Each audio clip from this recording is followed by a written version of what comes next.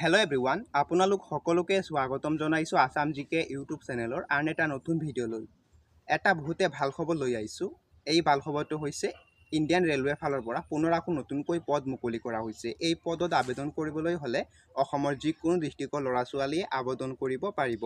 এই পোষ্টত আবেদন কৰিবলৈ হ'লে এডুকেশ্যনেল কোৱালিফিকেশ্যন কিমান লাগিব, বয়সৰ সময়সীমা কিমানৰ পৰা কিমান দিয়া হৈছে, সকলোবিলাকৰ তথ্য এই ভিডিঅ'টোত জানিম।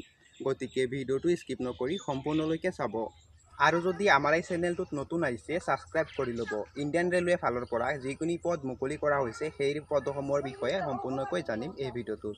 ইয়াৰ যিটো অৰ্গেনাইজ নেম দিয়া আছে ৰেলৱে ৰিক্ৰুটমেণ্ট ব'ৰ্ড বা RRB, আৰু ইয়াৰ যিটো লাষ্ট ডেট দিয়া আছে 28 জুলাই 2025, 28 জুলাই 2025 ইয়াৰ লাষ্ট ডেট দিয়া আছে।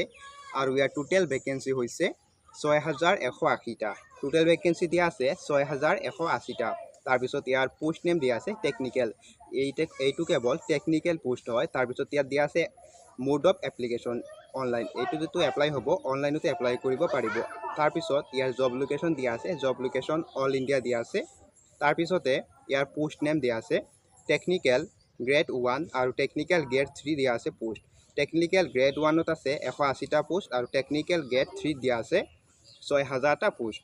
আৰু ইয়াৰ যিটো বয়সৰ সময়সীমা বিচাৰিছে, ইয়াত মিনিমাম বয়স 18 বছৰ হ'ব লাগিব আৰু মেক্সিমাম 33 বছৰ বয়স হ'ব লাগিব। আৰু SC ST কেণ্ডিডেটসকলৰ বাবে 5 বছৰ এক্স ৰিলেক্সেশ্যন পাই যাব আৰু OBC কেণ্ডিডেটসকলৰ বাবে 3 বছৰ এক্স ৰিলেক্সেশ্যন পাই যাব।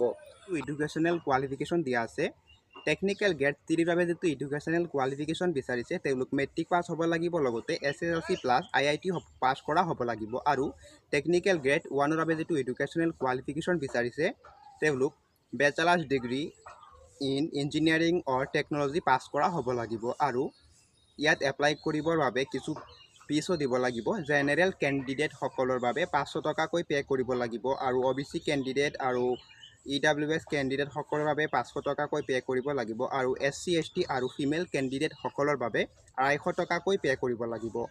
আৰু এইটো যিটো পে'মেণ্ট কৰা হ'ব এইটো পৰীক্ষাৰ পিছত আকৌ ঘূৰাই দিয়া হ'ব। ইয়াৰ যিটো চিলেকশ্যন প্ৰচেছ দিয়া আছে, প্ৰথমে ইয়াৰ কম্পিউটাৰ বেচিক টেষ্ট হ'ব, তাৰপিছত ডকুমেণ্ট ভেৰিফিকেশ্যন হ'ব, আৰু তাৰপিছত মেডিকেল টেষ্ট হ'ব, আৰু তাৰপিছতে ইয়াৰ ফাইনেল মেৰিট লিষ্ট ওলাব। আৰু ইয়াৰ যিটো এক্সামটো হ'ব সেই এক্সামৰ চিলেবাছটো দিয়া আছে। ইয়াৰ জেনেৰেল আৱাৰনেছৰ পৰা 10টা কুৱেশ্যন থাকিব, 10 মাৰ্কৰ থাকিব। তাৰপিছত জেনেৰেল ইণ্টেলিজেন্স এণ্ড ৰিজনিঙৰ পৰা 15টা কুৱেশ্যন থাকিব, 15 মাৰ্কৰ থাকিব। তাৰপিছত কম্পিউটাৰৰ পৰা থাকিব 20 মাৰ্কৰ 20টা কুৱেশ্যন থাকিব। মেথমেটিক্সৰ পৰা থাকিব 20টা কুৱেশ্যন 20 মাৰ্কৰ থাকিব। তাৰপিছত থাকিব ছায়েন্সৰ পৰা থাকিব 35টা কুৱেশ্যন 35 মাৰ্কৰ। তো আপোনালোকে যদি ইয়াত এপ্লাই কৰিব বিচাৰে ডিছক্ৰিপশ্যন বক্সত দিয়া লিংকটোত ক্লিক কৰি অতি সোনকালে এপ্লাই কৰি ল'ব পাৰে।